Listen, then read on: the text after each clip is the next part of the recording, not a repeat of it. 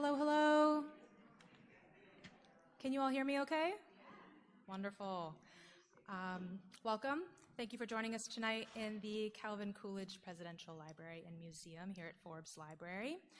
If you haven't had the chance yet to explore the exhibits here in this room, we invite you to come back during our open hours to give a closer look to learn more about President Coolidge and his legacy.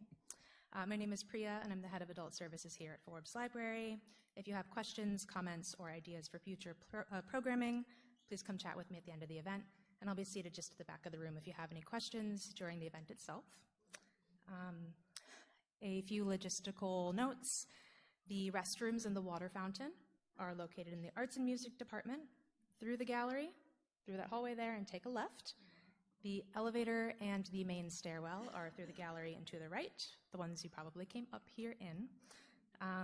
Please note we are live streaming this event on our YouTube channel, and a recording will be available to view tomorrow. So for those of you who are live streaming from your homes tonight, hello.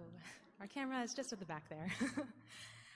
Those of you in the front row, you will not be visible unless you stand, and it will be the back of your head. For the Q&A portion after the readings tonight, please raise your hand and we will bring you the microphone.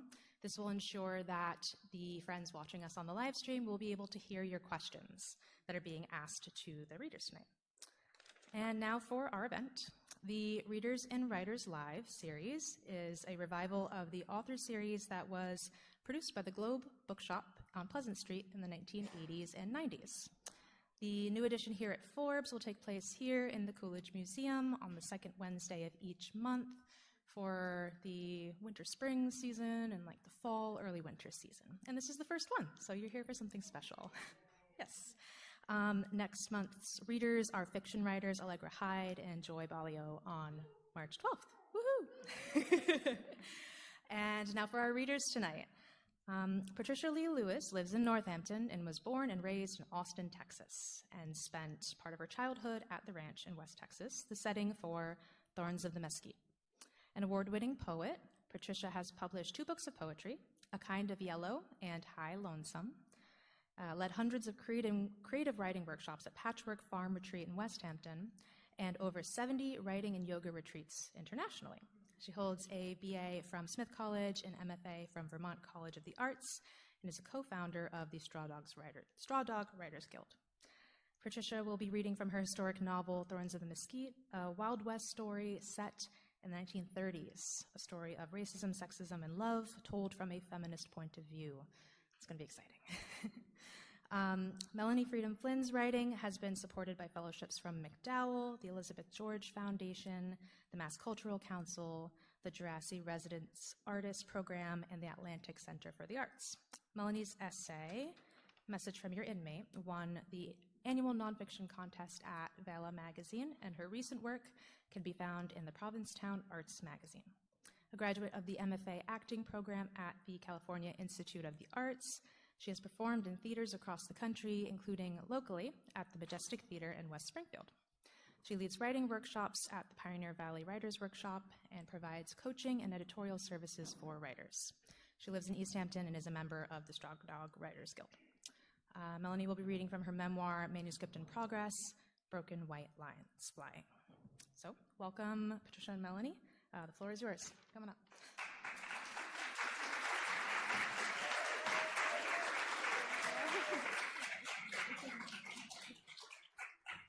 Thank you so much. It's such a pleasure to be here with you all tonight, and a true honor to be here with Patricia. Patricia, thank you so much for having me. It's really, I'm so grateful to be here. Can you all hear me okay? Yeah. Sounds good? Okay, good. So it's such a pleasure to be here in the beautiful library too. I can't think of any place I would rather be on this cold night. So I'm going to read the first chapter from my memoir, and my memoir is called Broken White Lines Flying. And it's about growing up, traveling back and forth between Las Vegas, Nevada, where my father worked in the gambling business, and the Rajneesh commune in Oregon, where my parents were disciples of Bhagwan Sri Rajneesh. Some of you might have heard of the sort of notorious commune in Oregon in the 80s, where everyone wore red, and Bhagwan drove quite a few Rolls Royces. My memoir is about looking back on that time and trying to understand it, both the really light, beautiful parts and the dark parts. So I'm just going to read from the very beginning, and thank you for being here. Chapter 1. Somewhere in Nevada, a long way from Las Vegas, 1984.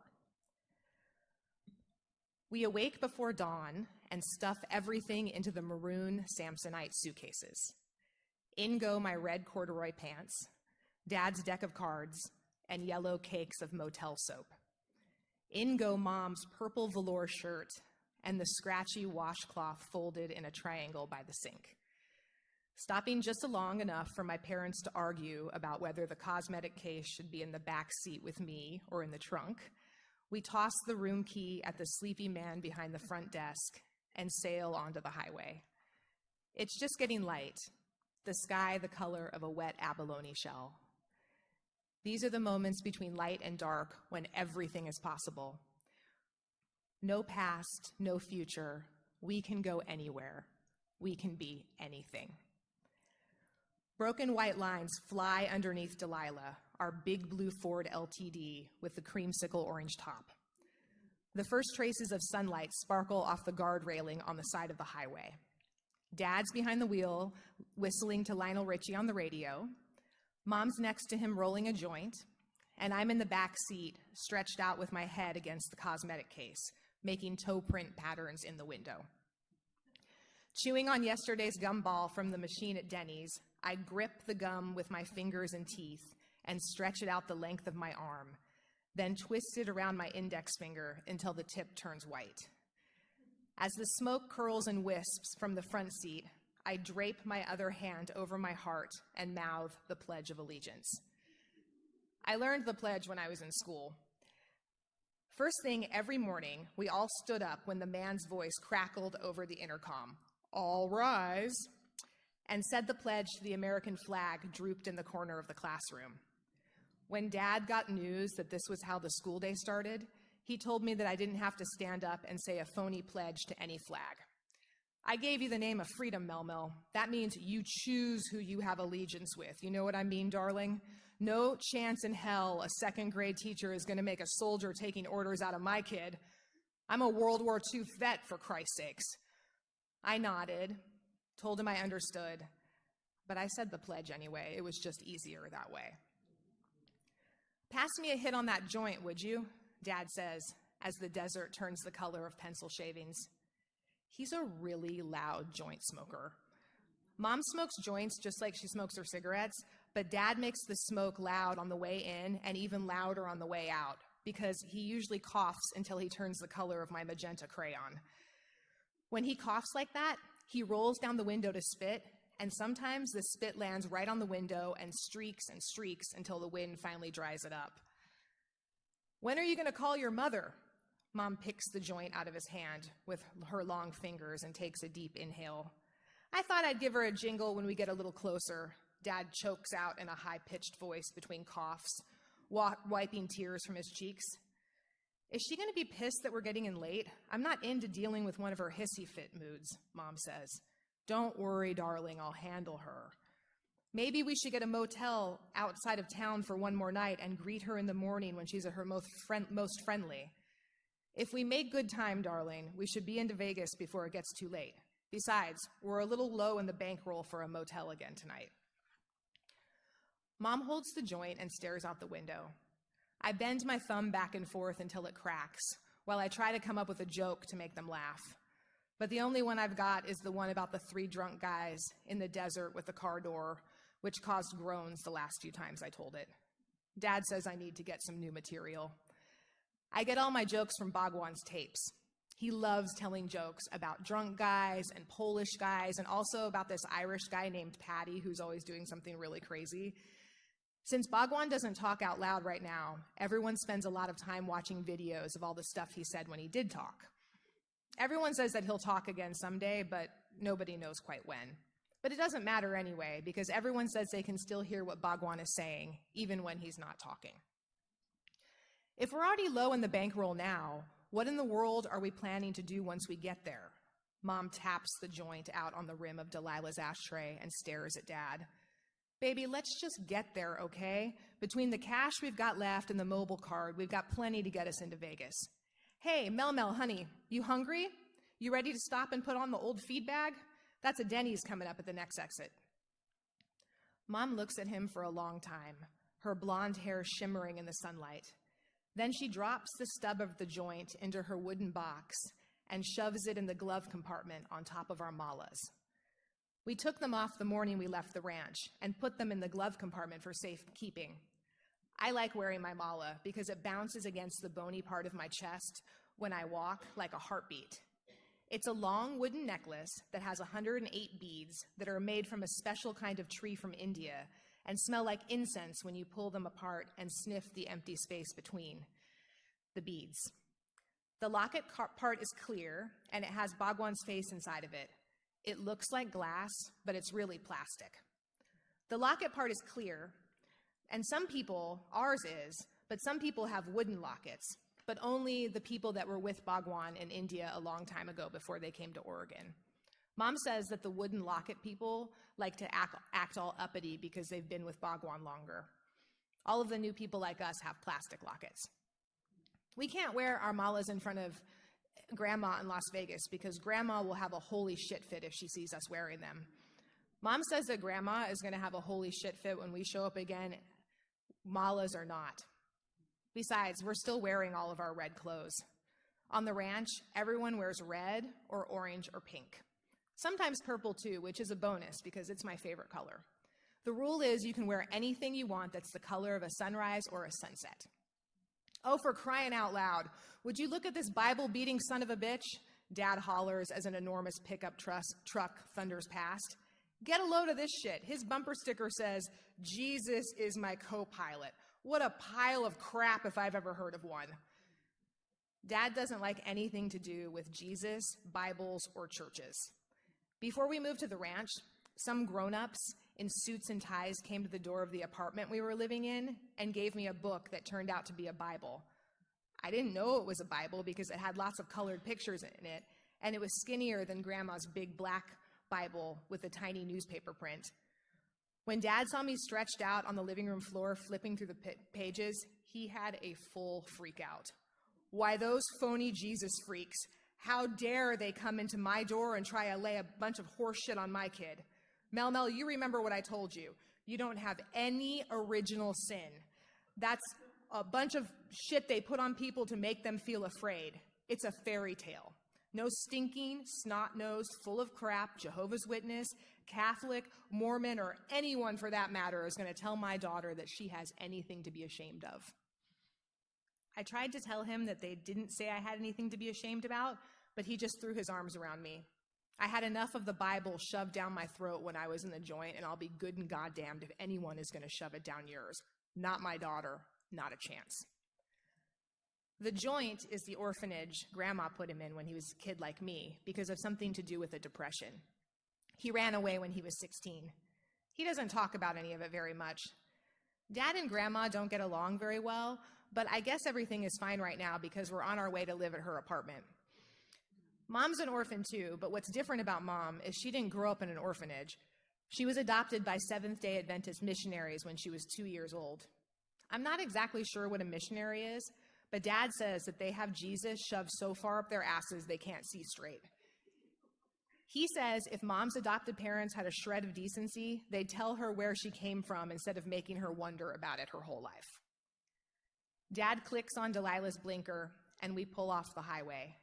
Just as I'm wrapping up my gray wad of gum in a corner of newspaper and thinking about pouring that little silver pitcher of syrup over a big plate of French toast with powdered sugar, Dad gasps, "Girls, look! I'll be damned if that isn't an armored truck right there. Can you believe it? Here we are behind the money truck. This must be our lucky day." The money truck slows down to a stop at the red light, and we stop right behind it. Dad has always said that another way we might get rich is if we get behind a money truck at the right time. Even though money trucks are armored, sometimes the doors just fly open and money pours out the back. it happened before to these people in Utah, and they got something like $1 million. It can happen at any time, and you can never know quite when. That's why Dad says it's important to be behind the money truck at the right time. He says it has everything to do with karma. Sweetheart, if we come into a bankroll like that, we ain't gonna have any more problems. You and your mother are gonna have nothing but the best. The best clothes, the best houses, cars. Shit, I'm gonna buy me a cherry red Cadillac. The stoplight turns green and the money truck rolls forward. Dad presses his foot on the gas pedal and leans over the steering wheel, inching Delilah closer and closer behind the money truck. As I look at the side of Dad's face and follow his stare back to the money truck, I see what he sees, the back doors swinging open and bags of money pouring out. The kind of bags in those cartoons that the bad guys carry when they're robbing the bank, those white bags with the big dollar signs on them. We roll down Delilah's windows and stiff green $100 bills stream in and pile up on our lap and shoulders, filling the car until we have to pull over because the windshield is fogged up with our breath and all of that green money. Green money everywhere, in my hair, smoldering in the ashtray, wedged between the seats, green up past my neck, and I don't know how to swim. Hey girls, if I hadn't thought it was time to stop for breakfast, then we wouldn't be behind the money truck right now. What do you think of that, huh? Your old dad makes a good move every once in a while, don't he? Don't he? We stay right on the money truck's tail past the Denny's and a mobile station until it slows down and puts on its blinker. The three of us watch silently as it pulls into the parking lot of a McDonald's and parks. I watch Dad's brown eyes in the rearview mirror dart back and forth as he tries to decide if we should follow the money truck into the McDonald's parking lot. After a moment, he lets out a long sigh and presses on the gas. Well, girls, I don't think this is our truck today. What a bummer, Mom says as she pulls out Delilah's ashtray and flicks her cigarette ash in it. It kind of felt like it might be ours, didn't it? It sure did. But don't you worry, girls. He reaches over and squeezes Mom's knee. I'll put us a bankroll together once we get down to Vegas. You hear me? I've still got a score or two left in me. You can be as sure of that as the nose on your face. Right, Mel Mel? Dad winks at me in the rearview mirror. I wink back and watch out the back window as the money truck gets smaller and smaller until all that's left is the yellow M of the McDonald's. Thank you so much. Thank you. Thank you.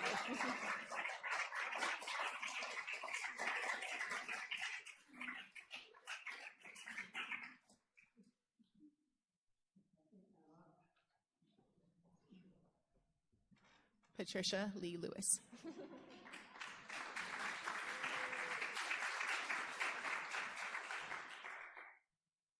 So this is the most wonderful crowd.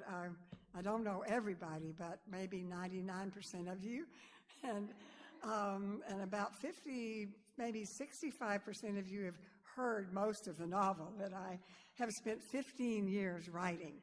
So I'm hopeful that you won't be bored. I want to thank Forbes for doing this, for revitalizing, is that the right word? Reviving the series from the Globe Bookshop, and Priya Chari, who did all of this, and besides takes care of all the adult services for the library. You can find her in the reference room, at least that's where I found her. I want to thank you. And Mark Brumberg, where is Mark? There he is. Yeah, I've known Mark a long time. Is the one who kind of had the idea to do this. I think Mark is an intrepid volunteer here at Forbes Library. There are many intrepid volunteers here, thank heavens. And I just want to thank you, Mark, for asking me to start this off. And Melody, for being willing to read that wonderful piece. That was a terrific piece. Thank you so much. So Melanie and I are in the same writing group with 1, 2, 3, 4, 5 of you, more, I think. There are 5 of you here from the Great Darkness Writing Group. And is there somebody else? And I have neighbors here. Raise your hands. The people that are from Sheehan, yes. And people from the exercise class at the Senior Center. In addition to people from Straw Dog Writers Guild and old friends and writers together. And my son John and wonderful daughter-in-law Tracy, who have put up with my readings for a lot of years, and I'm very grateful for that. So Thorns of the Mesquite is what I finally named that novel, for a good reason, I think. If you were to read it, you would perhaps see why. It's a piece of more or less historic fiction, I think, set on a ranch in West Texas in 1938, which is between the World Wars and as the Great Depression has been sort of beginning to ease quite a bit. Wow, the heart of West Texas. How many of you ever been to West Texas? Yeah, Jenny, of course, Jacqueline. Rita? Yeah. Oh, absolutely. So thank you. I know John and Tracy have, because we still own part of the ranch that is the background, that is the landscape for this novel. My grandparents bought it in the 1920s, and it was a place of great pleasure for me personally during the Second World War when my daddy was overseas. While the heart of West Texas was glossed with veneer of civility during this time, education, professional advancement, and aspirations, what you might call higher society, it actually beat with a wild will to conquer and control both the land and anybody not a white Protestant male. That is still true in many parts of this country, you might have been noticing. But it was definitely true back then. And so we're going to start this reading at the very beginning of the novel. Melody and I spent a long time trying to figure out how to make it more fun for you. We had a lot of very strange ideas, and we finally decided we're just going to start at the beginning, which isn't very original, I realize. This story becomes quite violent as it goes along, but the first part of it has some peaceful qualities, and that's why I'm choosing to read it. Try to organize myself a little better here. Okay. I'm a little nervous, and I'm so happy to be here with you. Donna Rose Willis Turn loved to walk, especially on the first day of April when all the living things on the ranch sang out, exultant in the sun. Proud to have been born at the start of a new century, 38 years before, the air coming down from the panhandle swirled around her like river water, cool and clear and running light. As she walked, her old cotton dress, the same color as the dried-up road, grew feather-light and soft. A dust-brown bird with buttons up her breast floated along the dusty road toward the high pastures. The trembling came inside her neck, the wind of her body moving. It happened like that. A voice hummed, and it was not her voice. Alongside the road, live oak trees and cedar scrub echoed the gentle sun. Jackrabbits darted between clumps of cactus, searching for safety. Pods of the mesquite, dried at the end of last summer, rattled against each other like castanets. What else to do in such beauty but let the voice open? I come to the garden alone, she sang, while the dew is still on the roses, and the voice I hear falling on my ear, the Son of God discloses. And he walks with me, and he talks with me, and he tells me I am his own. And the joy we share as we tarry there, none other has ever known. Why would this old hymn come to her in the lightness of an afternoon? Roses did not thrive on dry, hot ranch land. It was hard enough to raise winter wheat and maize, and she was pretty sure she didn't belong to Jesus. But still, there was joy to share, no denying it. It was a rare day. Noontime's dinner was over, dishes put away, the wash hung to dry in the sun, and she had swept the kitchen and porches extra well. Nobody could fault her for stretching her legs a little. Her husband, Roy, and brother Luke had gone to town to meet Roy's son, Joe Bob, at the feed store. The men never walked if they could help it. They rode in trucks or on horses nearly everywhere. According to them, walking was for sissies and poor people, Negroes and Mexicans. Well, she was merely a woman, which didn't count for much either as far as she could tell, and she worried for the colored folk, some being her friends, hearing of the troubles that seemed to hang always over their heads. She walked uphill toward the only ridge on the ranch, auburn curls escaping the shade of her straw hat, and her long legs reaching.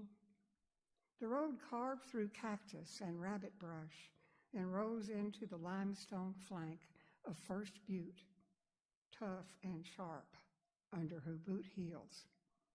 As a child, she'd found fossils of sea creatures there, pictures made by fairies, that the plateau was once an ocean, that the dry, rough, sun-bleached home of her heart had been a watery land. Well, that gave her hope. Everything changes, including people.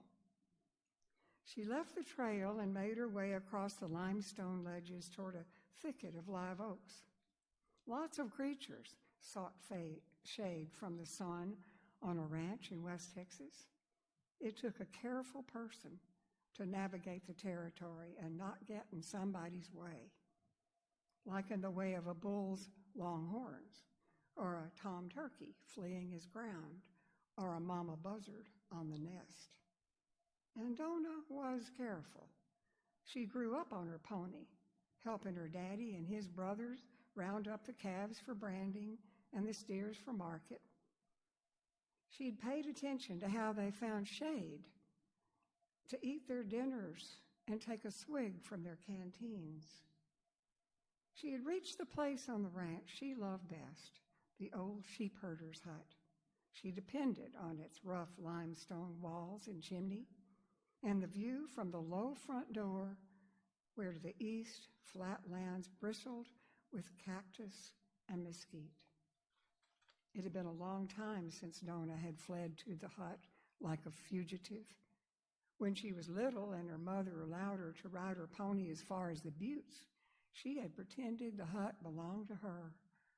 At the ranch house, she shared a room with her sisters, and she loved them just fine. But there was no place in the whole house where she could hide and read books as long as she wanted or play all by herself. As a girl, she loved to read and tell stories. Much better to be good at sewing and cooking for 12, they said, like her grandmother, and being thrifty with the egg bunny, like her great aunts. But Donna had graduated from junior college in town, and to this day, whenever she could, she'd go to the county library and bring home the latest National Geographic and whatever book might expand the mind, as Mrs. Monahan, the librarian, put it. Roy didn't like that. He didn't read anything except about ranching or hunting or war. And of course, there had been one war, and now there looked to be another one coming. So mostly, He favored listening to the 6 o'clock news on the radio, and what he did read was purely useful, according to him. All in all, her own life disappointed her. No children of her own and never would have. A husband who drank enough to get mad and scare her to pieces. Donna stopped. She'd meant to come there and feel better. And now she needed to escape her own angry self. She perched on the great boulder inside the hut. The plains to the east, the red and black cattle, the deep greens and blacks of wild brush, the yellows and rusts of dirt and rocks, they seemed to sing out like a great choir, "Arise, arise, arise." And she begged of the live oak trees, "How on earth can a woman like me rise up?" After she walked back to the ranch house and washed up at the trough, after she changed her walking boots for scuffs, put the pot on for coffee, stirred up the cook stove, and started supper, she opened the letter lying on the kitchen table. The envelope smelled of saddle soap and leather mixed with stale tobacco. Her brother, Luke, had brought the mail in from the box by the main road from town, a sign that the clouds often darkening his spirits had lifted for a spell. In wavering handwriting on paper as pale and pink as her soft cheeks, the letter from Donna's Aunt Jeanette read, "Dear Donna, on Anna Lou's birthday, you always sent presents. She is 13. I have done my best to care for her this past year. I'm getting old. You have no children. She can be on the train from Dallas on April 15th. Will you please take her in?" Anna Lou Rose Willis was the only child of Donna's younger brother, Lon, and his wife, Sugar, killed almost a year ago in a car crash. Donna had not seen her since the funeral. It frightened her to think that about caring for a girl. So much could happen to her. So much had already happened. But of course, she would say yes. If only she hadn't said yes to Roy 10 years before. The weather had been partly to blame. Rain in early spring on a ranch like hers in the almost desert of West Texas brought riches greater than any diamonds. Scrawny weeds that hadn't bloomed in 50 years were out there busting their britches, breaking loose with yellow and red and orange blossoms bigger than the plants. Anything would grow with a little rain. "Time to rejoice," Reverend Andrew McMurray had said to his congregation.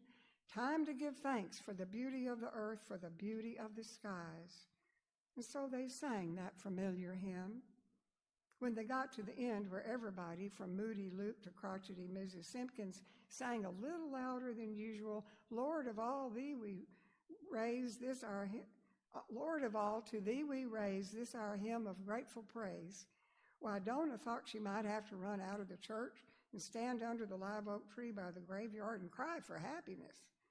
But instead, Roy Fergus Tern, sitting so handsome and straight beside her in the pew, reached over and squeezed her hand. She held her breath as something new and thrilling moved between them. In that moment, almost 10 years ago, she gave in to the life of a rancher's wife instead of the life of a rancher. After her mother and daddy had moved into Angelo, the county seat 10 miles away, and her sister Daisy had died of pneumonia, and nobody in her family had wanted to take over, this had become her ranch, at least before she married. Now Roy had taken charge, Texas ways being what they were. She had liked running the ranch herself. She was good with cattle and pigs and chickens, and she liked being with the sheep and goats. She looked forward to working with the men and women from Mexico who would appear one day at the back door and disappear another months later as silently. And when Negro men and women would catch her eye on the street in town in front of the general store, she would ask if they would like to help her out with the haying or the plowing, and they would. Some she got to know pretty well. But even after her brother Luke had said, "I'll stay and help you, Donna, but I ain't gonna be in charge of nothing," even when she could count on Luke's help, she had not been so good at selling the cattle off to the stockyards in Fort Worth, or the horses, or pigs at auction, or making sure the crops of maize and oats brought the best price, or knowing how to fix the wagon shafts or the tractor when things went wrong. Since grade school, Roy had had a crush on her. She liked him because he was smart and polite and sweet. But in high school, Donna wasn't interested in boys as much as in books and horses, and she'd gone on to college. So after a few years, Roy married another girl. Their son, Joe Bob, was no more than 5 when Lucille, Roy's wife, up and died of pneumonia, and for the next 2 years, little Joe Bob was raised mostly by Josie Mendez, the Mexican woman who took care of Roy's house, and was sister to Juan Carlos, Roy's top ranch hand. Roy had a head for business and handled machines and cattle better than most. He'd been raised on a ranch before his daddy died from drinking and gambling and who knows what, and little Roy and his mama went to work for other ranchers. So maybe they would be a good pair. Maybe they could make the ranch green again, like it had been when her daddy bought it, before the drought set in, when peaches ripened on trees irrigated by the river, when there was more grass and cactus, more pecan and oak trees than mesquite and cedar. They were married in the First Presbyterian Church in June 1928, with little 7-year-old Joe Bob, Donna's grandmother Myrtle Rose Cunningham, her mother Ophelia Cunningham Willis, her sisters Myrtle Sue and Unity Ann, her brothers Luke and Lon, her uncle James, sheriff of neighboring Comanche County, and her second cousin Edward, the lawyer. They and everybody else on both sides squeezed onto straight-backed wooden pews and cooled themselves with their hats or scripture embossed fans provided especially for the occasion.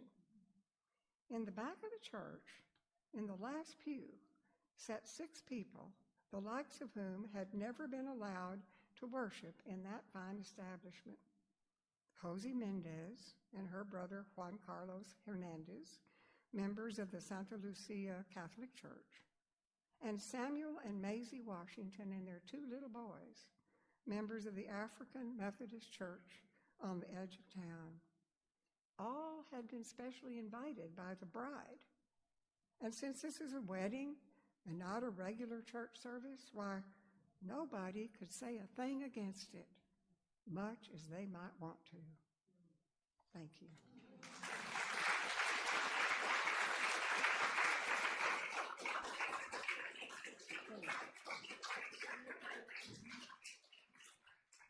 So thank you, guys. Now we are supposed to We're gonna move this. move this. Yeah, we're gonna move this. Yes. A little bit of muscle it takes.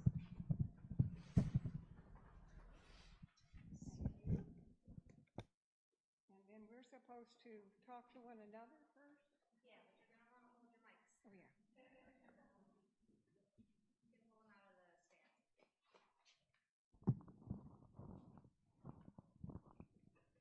So I have a question for you, Melanie. You can't see us if we're sitting down. Can you see I us? can't see you anyway. We can stand. We can stand. Yeah, I'm fine standing. I would like to know what the flavor of that gum was that lasted that I remember double mint gum, like the Wrigley's double mint. Can you Yeah. hear me? Okay. Okay, good. Yeah, and the little skinny green. Yeah. Yeah. I don't know that it really lasted that long. It was a good Yeah. good part of the story. Yeah. You have a question for me? I do. Well, I'm so struck by each time I've heard this, just the sensory details in your piece and just how it takes us right into that world. smells and all of it, just particularly the heat of the church. And I just wonder what it was like for you as you're writing to go revisit all that in your imagination and your experience. Yeah, it really was imagination. Even though the landscape is, familiar to me, and a number of the characters' names come directly out of my ancestors. For example, Unity Ann was actually a great-great-grandmother. Is that a wonderful name? Yeah, she becomes quite a character in the book. It was really a work of fiction. As you know, whenever you write, most people in this room are writers. Part of yourself goes into everything you write. You can't help it. I mean, it's what you know. So there are qualities in characters that come to you. What seems possible and what doesn't seem possible to do. And there's some things in my book that I don't think I'd ever actually shoot somebody, but Donna has to shoot somebody, and that kind of stuff is hard. She doesn't actually kill him. I just have to tell you. Spoiler alert. Right. Yeah. How did you come about writing the story? Well, some of you all were with me in Ireland. It was your 40th birthday. So that was, you can give it away if you like. That would have been, it's 14 years ago. What year was that? 2003? 2? You can tell we're writers. And it was sometime in there. It was the second retreat we did in Ireland, and I gave a prompt. I don't even remember what it was, and we were all in what we always did. All of us here who've done that with me, we would write for a certain period of time, just write, and then we would read what we had just written, and we would respond with what was working. It's a very supportive way of helping people keep writing. And so I gave this prompt, and I had done so many retreats that by then I had this capacity to give a prompt and play like I didn't give it, that somebody else did, so that I could write from it freshly. I'm not sure if that's a thing to confess or not. I love it.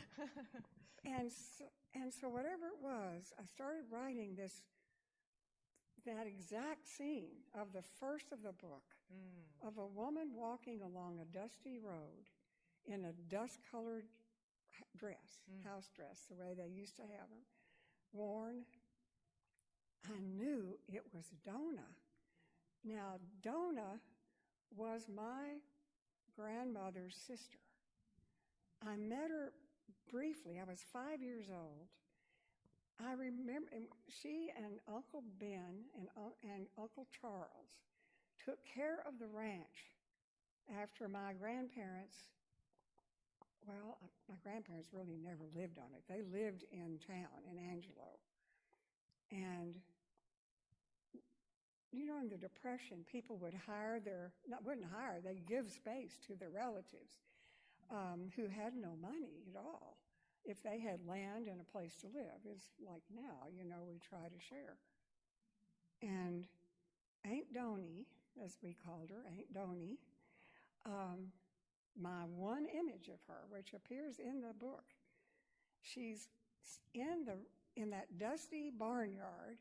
The rock house is back here, and the barn is here, and she's standing there in her house dress in her boots. And she has this big apron, and she's holding it up by the corners, and it's full of chicken scratch. And she's going, here, chick, here, chick, chick. Exactly like that. I will remember it my whole life. And that was Donna, but I really didn't know who Donna was. I didn't know anything about this great aunt, except that I'd seen her feeding the chickens. So Donna became her her own self. And one thing led to another, as you know, happens when you're writing a book. It's especially when you're writing fiction. Well, when you're writing memoir, tell me about it. How does it come to you? Oh, gosh. Very slowly sometimes. I feel like the experience writing it for me has been almost like flying back to old rooms of my life and going through them very methodically, like down to the dust on the windowsills. And it's sort of, I think about that, like what a strange thing to spend your time doing. There's also something really, I don't know, sort of, I'm filled with wonder about it, of that time travel ability that that writing can have. With memoir, certainly, and I imagine in fiction in some ways too. But no, so for me, I would say things come, the sensory details first. So I think for me, the first thing that I remembered was how riding in the car felt, like the vibrations of the car and the smells and all the smoke. And so for me, it usually comes, the sensory things first. Yeah. Mine is more visual. I think I have a picture, and then I begin to feel where it is. I think that's very. Yeah, I love that the apron and the. Yeah, I mean, that's it's so specific. Yeah.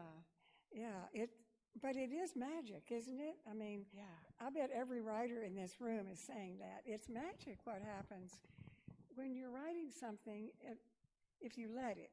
If you're not just thinking it, if you let it come from what we said, image and memory and what is the third thing? Image, memory, sensory, and the sensory. Yeah, the smells and the feelings. Yeah, right. And if you let it come that way, then it can lead you in so many different ways. Yeah.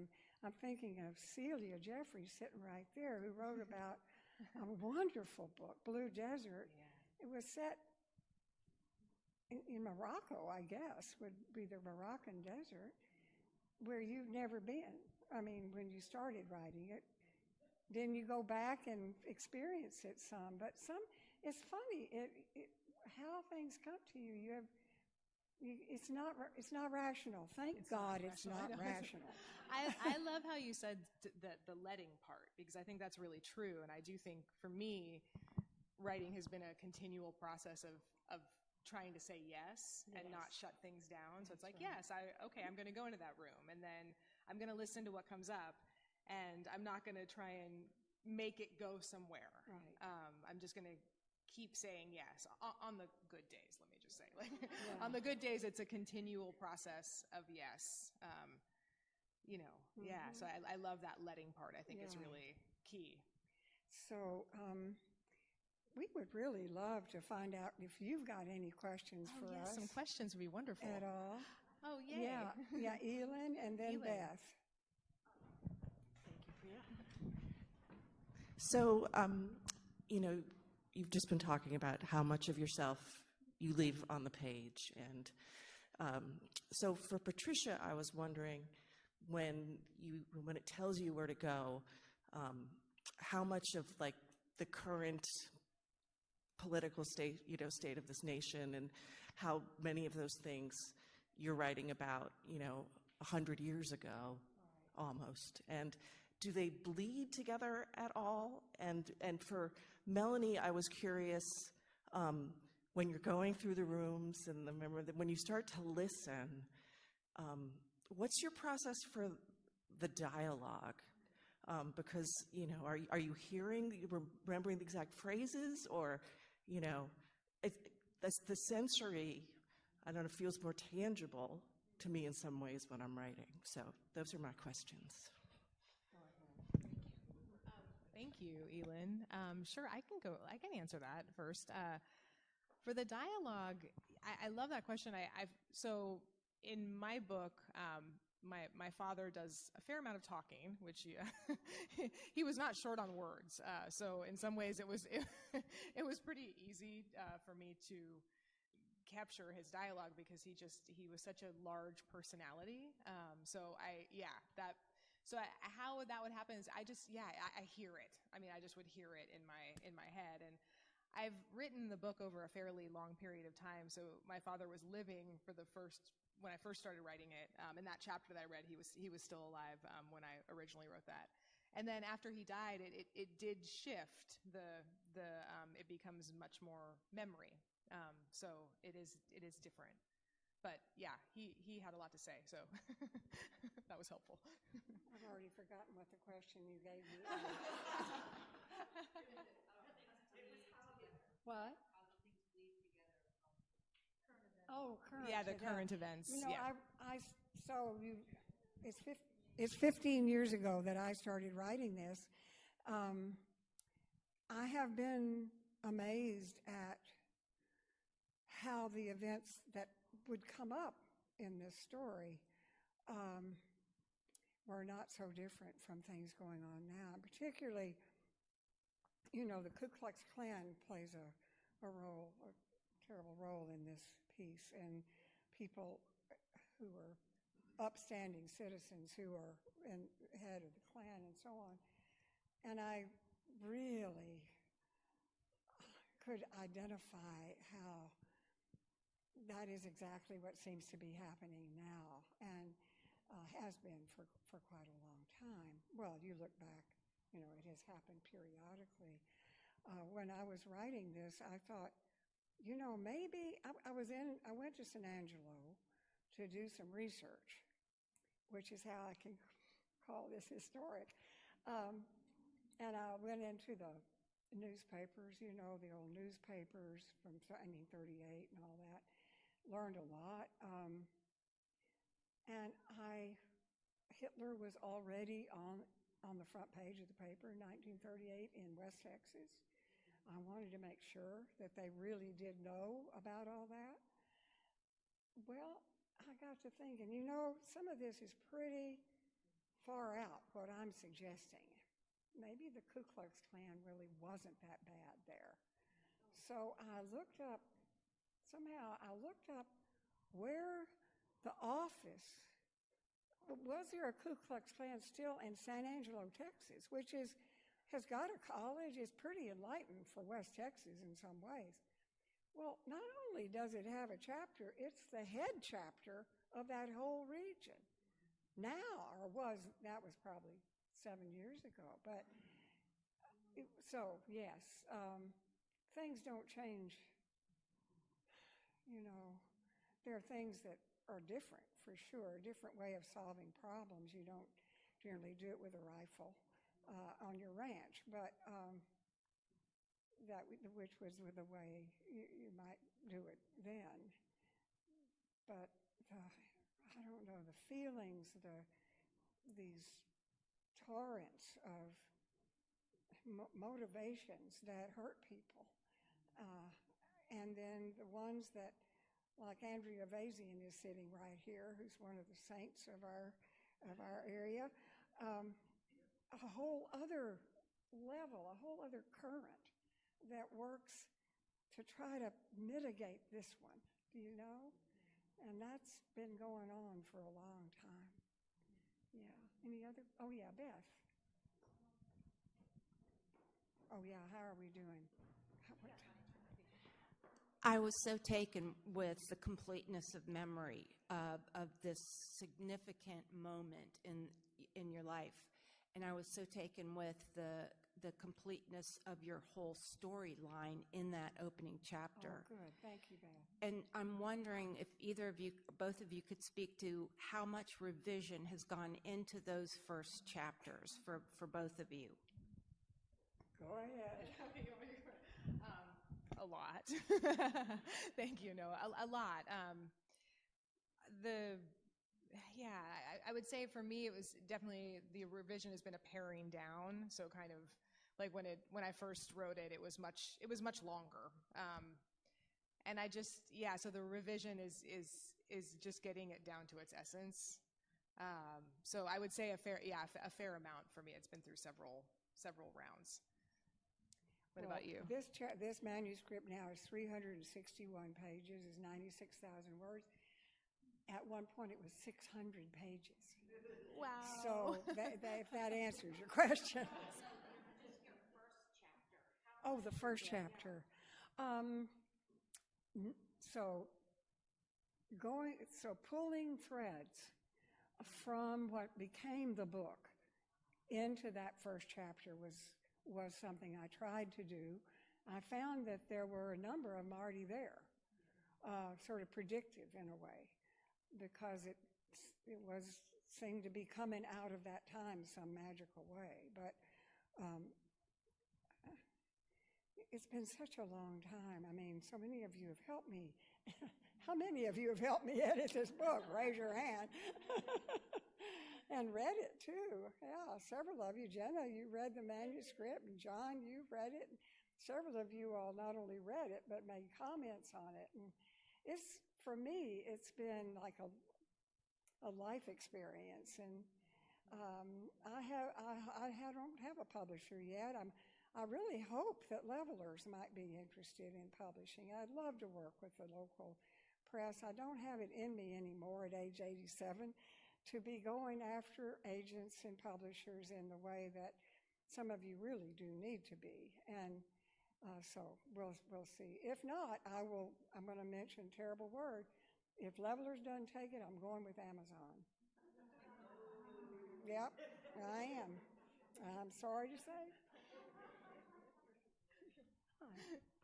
Is that Joy? Yes, it's Oh, Joy. Hi, good. thank you both so much. Wow, what a amazing experience to hear both of you read this. I have a somewhat kind of general question, but it actually is what I would love to know. It's a three-part question. So I'm wondering what did you feel over the course of years working on these manuscripts that you struggled the most with, and was there some way that you overcame that? And then I'd love to hear what you are most excited about. What are you most excited about this, your books, to share with the world? Like, is there something you're saying that you're in the book that you are most excited for people to experience, or an experience itself? So, thank you. Thank you. You want to go first? No, go ahead. Okay, thank you, Joy. Those are such lovely questions. Okay, let's see. So the challenge for me, I would say the big, and I've written this over quite a long period of time too. I would say about the same, 14, 15 years, probably a little longer, but I'm not gonna get out the calculator. But I would say for me the biggest challenge has been, because a lot of the book is from the point of view of a child, of figuring out how to get across information, particularly about the commune that I grew up on, that is needed that a child wouldn't know. So that has been I've gone through many iterations of what that might look like. And the whole book is not anymore from the child's point of view, but a large part of it is. And so I think, for me, just sort of balancing at what point a reader might need to know a little bit more than a child could tell them. And I think for a long time I overcorrected, and I've kind of recently gone back to just trusting the child to share this world. So I would say that was the biggest challenge. And the thing I think I'm most excited about, a couple things. I mean, one is this sort of investigation that I've found writing it, and I'm just interested in general, of how things that can actually be really difficult, particularly as a child, also became a source of creativity for me. And so the juxtaposition of that I find really interesting, and has been a journey to get to. I feel like I've grown up a lot in writing this book, so I sort of grew up with it. So I didn't come to that sort of until later in the process. So. Yeah, Thank you. Thank you for the question, Joy. Yeah. And so Joy founded Pioneer Valley Writers, and you were teaching. I do. I teach there. Yeah, Joy Baglio. Yeah, thank you. So I wrote this book pretty much in workshops, in those small pieces, and that's how it got to be so long, because there were a lot of workshops. And I loved writing it. I had been writing poetry for quite a long time in workshops. And I found once I started typing, I started using the laptop, that prose started coming. That was because I always wrote poetry by hand.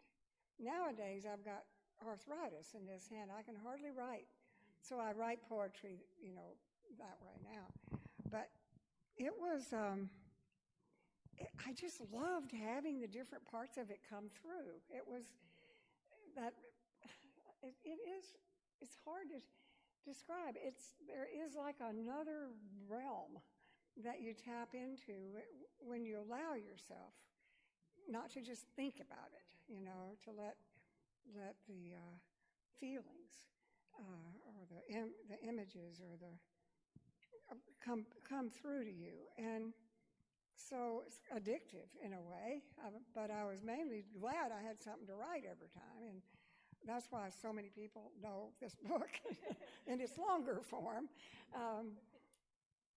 It was hard. I took heart from Celia to finish it, to go back and really, really work on it hard, because she had had a similar experience of putting a book in a drawer and just not working on it. You just couldn't deal. And yet she would come back, and she finished hers. And I take heart from so many of the writers in this room over and over, that just kind of keeps you going. And so it was just pleasure. I loved the stories, the characters that would come totally unbid, that would just work in there for me personally. So it was a joyful thing, except when I would get stuck. When I couldn't work on it, it was hard. And I think one reason I finally did, so it was because of right angles and the agents that Jacqueline helped get last year. One of the agents I worked with, thinking that my book was finished, thought that she might like the book, and she gave me about a 12-page thing on what to edit, how to edit, very basic stuff. And so I have a friend on the Cape who doesn't use her cottage in the winter, and so I went there 4 different weeks in February and March, and all I did was work on this. And as I had to get it down so far in terms of its, by then I think it was about 450 pages by the time I got to the Cape last year. So it felt so good to get back to it. You all know what I mean when you're editing a book right now, Jacqueline, and it's just a great thing to be able to do. So that's, I don't know if anybody else have questions for us? Yes, Susan. What a pleasure. What a what? Pleasure. Oh. Thank you both. I was thinking about what each of you read, and then I realized I wasn't thinking, I was feeling something. Oh, good. And Melanie, what I was feeling was this girl in a car, in the back seat of a car, that closed space. And Patricia, I was feeling open space, right. That dirt road and the sky. And I wonder how you think about space. And Melanie, you said something about the dialogue and this being from this girl's point of view, and it would have been a smaller space. But how does space figure into what you write, each of you? Coming from a painter. Oh. What'd she say? Coming from a wonderful painter, yes. Absolutely. And writer. Excuse me, you do it because I've got to. Oh, yeah, sure. That's a wonderful question. Thank you. Yeah, it's interesting. I do think a lot about space, and particularly, I do write quite a few car scenes in my book, and the constricted part of the space, and just how I knew every single detail of that car. You know, and to this day, like, I mean, I can really remember all of it. And then also, like, the other thing I've thought about a lot is the access to the world flying by outside. You know, it's funny, I didn't really realize this, but I do write a lot when I'm traveling, like on trains and things like that, because I think there's something about the the landscape moving that's really familiar to me. So I think space is really important, and I think about it sometimes too as like it's almost like a lens. So like, you know, the close in space is the tight lens, and then like pulling it back. I have some scenes in my book where, as a kid, I used to imagine that I was flying, and I would particularly on the ranch where I lived, and I would fly and see what was below me. So like the kind of vastness of the space. So I think space is really important, and it is something I do think about a lot. What about you? I don't think about it first, but if something starts to come, like there's a scene, a really, really hard scene in this book for me, where something really, really terrible happens, and it couldn't be anything but very small space. It's in a skinning shed, and very closed in feeling, but that was the way it was. I mean, I didn't think about it being that way, but with your question, I can see that there was no way I could have written that out on the buttes. It wouldn't have happened out there in this particular kind of energy that came through this other person. And so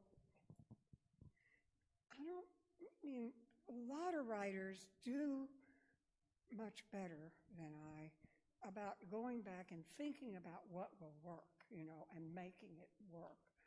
I'm not so good at that. I can pick out where I've got contradictions or where I've left something hanging, and then I pull it, you know, I find a way of pulling it through. But I'm much more of like an horrible word, an intuitive writer, I would say. And yet, coming from all of my own experiences, you know, my daughter thinks that Dona's experiences are exactly my own, which isn't true, but they do correspond. I do understand them. And so did you feel that, John, did you, Jenna? Yeah? Well, darn.